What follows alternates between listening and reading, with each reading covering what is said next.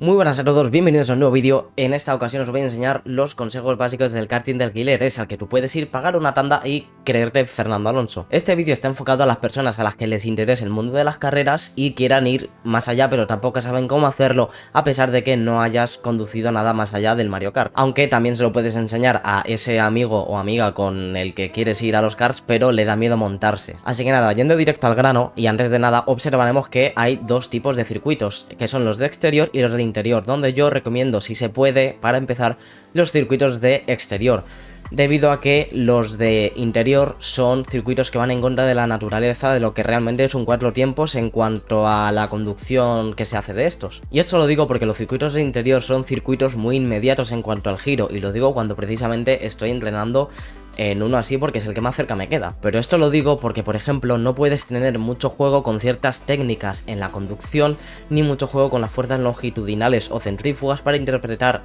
correctamente qué es lo que te está queriendo decir el kart o lo que necesita en cada momento, porque evidentemente en ese circuito sí que te lo va a transmitir correctamente, pero en otros tipos de circuitos que tienen otros tipos de curvas, pues será totalmente diferente. Y aunque sí que es verdad que en España hay bastantes circuitos de interior, la mayoría son de exterior. Vale, fijándonos en un punto en concreto de la conducción del karting de cuatro tiempos, observamos que es muy importante el slow in fast out, que es esa técnica que tú aplicas cuando sacrificas la velocidad de entrada en curva para poder acelerar en el vértice o un poquito antes y puedes salir más rápido, ya que en los karts de alquiler es muy importante mantener el momento en todo momento, valga la redundancia. Es decir, cuanto más tiempo mantengas altas las revoluciones del motor, mejor, porque significa que menos potencia estarás perdiendo y por tanto menos velocidad. De todas formas, rompiendo una lanza a favor de los circuitos de interior, sí que es verdad que vais a aprender mucho en cuanto a lucha de cuerpo a cuerpo se refiere, en cuanto a tener tráfico delante se refiere, y a otro tipo de curvas más cerradas y más técnicas se refiere. Pero como digo, no todos los circuitos son así. Por tanto, sí que viene bien tener un circuito de indoor o practicar en un circuito de indoor, pero hay que pensar que es posible que, sobre todo en el tema de pedales, como es mi caso, puedas llegar a malinterpretar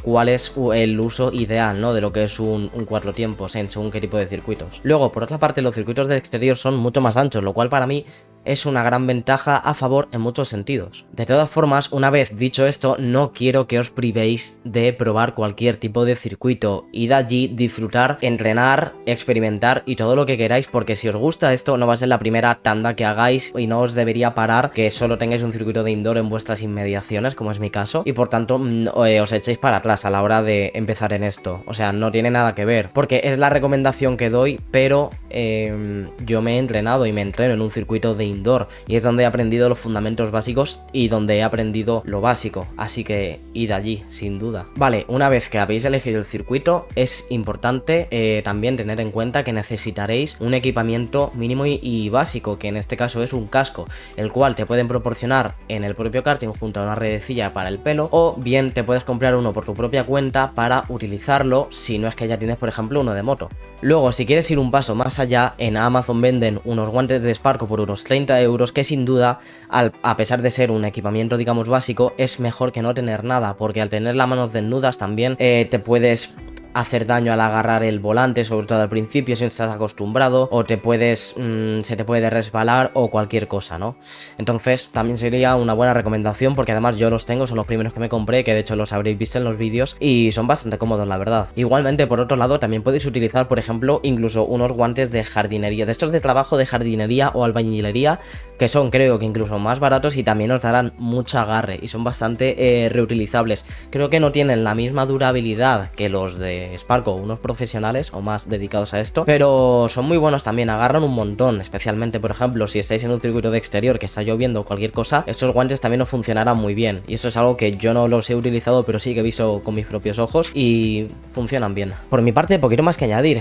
Ahora ya os voy a dejar con el No Hitbox que está en pista para que os explique el funcionamiento básico de los pedales, los ajustes de confort y otras cositas, para que no tengáis que pensar en nada más que acelerar, frenar y girar, que al final, por cierto, es de lo que se basan estos kartings de alquiler, porque no hay marchas. Así que nada, enseguida vuelvo. Pero bueno, una vez que, como decía, una vez que te vas a montar en el kart, ya no hay que mirar muchas más cosas. Simplemente regular los pedales para que no te quede ni muy estirado ni muy pegado hacia ti, para flexionar bien y poder acelerar correctamente y frenar.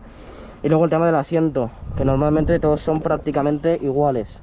que es levantas de aquí y tiras para adelante o para detrás, según lo que necesites, y ya automáticamente se hace el anclaje. En los pedales depende del karting. En este caso es que tú tiras de aquí y ahí delante tienes o sea, tiras de la varilla y regulas según el agujero en el que lo quieras poner, según la distancia que tengas. Si eres más alto o más bajo como yo, que soy un maldito canijo, pues lo que necesites. Y luego en los que son de los Audi RT8 es diferente. Los pedales son acelerar verde y freno rojo, y son unas, pues estaré poniendo alguna imagen en pantalla, son una lámina de metal que tiene, y es más como un cuadrado, que es diferente a esto básicamente, y tienen una palanca aquí que tú tiras para arriba, y es lo mismo, un sistema de agujeritos en el que vas tirando para adelante y para detrás, y te lo puedes anclar según en la posición que lo necesites. Una vez que está eso ya regulado, pues básicamente procederías obviamente a sentarte en el kart y ver que efectivamente el asiento pues también estás cómodo, ¿no? Y lo suficientemente cómodo. Por lo demás faltaría, según el karting, pues en unos ponen cinturón, en otros no, sobre todo en los indoor, siempre lo suelen poner por temas de seguridad. A la hora de arrancar, simplemente cuando aquí en este caso nuestro guapetón de Alejandro nos vaya a arrancar, sería acelerar a fondo y ya él tiraría de la cuerda para arrancar el motor y ya saldríamos a pista, ¿no? Sí.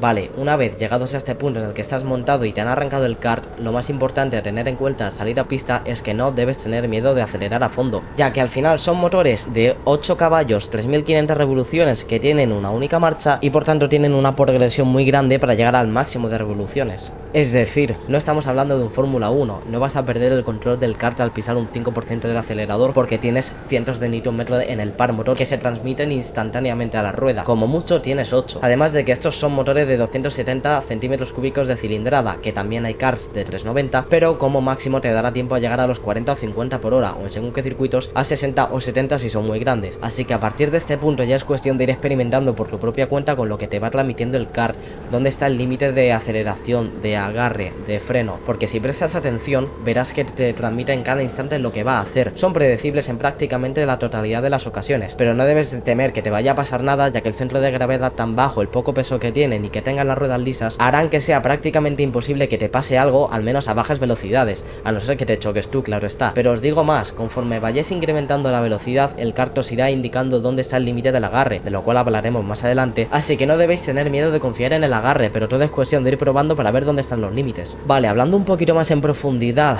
de la parte mecánica del kart, hay que tener en cuenta que tanto la tracción del motor como el freno se producen en la parte de atrás, así que ten cuidado también a la hora de frenar, porque por ejemplo si hay una frenada de emergencia, si pisas a fondo sí que puedes bloquear fácilmente las ruedas, ya que evidentemente no tienen ABS y por tanto perder el control de la parte trasera por muy recto que esté frenando, trompear y chocar o perder la oportunidad de mejorar el tiempo en esa vuelta, aunque esto dependerá del estado del kart, por lo cuidado que esté, el recorrido que tenga el pedal del freno y la presión que este ejerce sobre el disco en cada lugar del recorrido, donde por cierto normalmente al aplicar entre un 40 y 90% de la fuerza tendréis suficiente fuerza de frenado en la mayoría de curvas y circuitos, aunque esto es algo que debéis ir trabajando con la sensibilidad de los pies, ya que cada uno tendrá un estilo de conducción diferente y cada circuito es diferente. Pero insisto, quizá un kart bloquea ruedas al 50% de presión sobre el pedal porque tiene poco recorrido, y con otro tienes que echarle un muro de hormigón para que te bloquee ruedas estando al 95% de presión. Así que de nuevo, tened cuidado e id experimentando poco a poco, vuelta a vuelta, que es como decía antes, si os mola no será la única tanda que hagáis. Y aunque parezca evidente, cuanto más rápido vayáis, más distancia de frenado necesitaréis, y es esencial que frenéis en recto, porque a la que toquéis el freno en mitad de una curva a una velocidad medianamente alta se os irá de atrás y haréis un trompo. Siguiendo con el tema del agarre, es importante también tener en cuenta la temperatura de los neumáticos y las condiciones climáticas, ya que al precisamente ser unas ruedas bastante pequeñas y por el uso para el que están destinadas, sus cargas de trabajo son bastante altas, donde normalmente en los circuitos de exterior no deberíais tener problema, a no ser que estén muy desgastados, y en los de interior sí que es un factor muy crítico, especialmente ahora en verano, donde ya de por sí el ambiente será bastante caluroso, donde además hay que añadir que cabe la posibilidad de que los motores bajen el rendimiento por sobrecalentamiento, ya que al final trabajan con el aire del ambiente, tanto en la aspiración como en la refrigeración. Pero volviendo al tema de los neumáticos, la primera vuelta será necesario hacerlos entrar en temperatura, así que ahí sí que podéis imitar a los pilotos de Fórmula 1 haciendo el zigzag que hacen para meterlos en temperatura para que os proporcionen más agarre, aunque eso sí, siendo conscientes de que pueden haber otras personas a vuestro alrededor. acelerador. Además, puede ser que en la propia tanda llegara un punto en el que estén sobrecalentados y por tanto tengáis más facilidad para sobrevirar el kart al salir de las curvas, especialmente en las de baja y mediana velocidad, aunque en realidad hay más probabilidad de que esto suceda a partir de los 10 minutos rodando si hacéis 2 o más tandas, ya que es lo que suelen durar en el karting de alquiler. Pero una vez que lleguéis a este punto notaréis que las ruedas chillarán bastante, indicando así la pérdida de agarre, además de que lo notaréis. Si esto sucede, normalmente con levantar el pie del acelerador a la hora de encarar una curva, si veis que se os va, debería ser suficiente para que podáis corregir la trayectoria, a no ser que evidentemente el choque esté a punto de suceder y tengáis que frenar. También hay que pensar que influye bastante la temperatura de la pista, ya sea porque hace un día caluroso, hace un día frío, está lloviendo, hay polvo o por cualquier otro motivo. Todo este tipo de cositas hay que tenerlas también en cuenta, pero eso ya lo iríamos viendo en otro vídeo.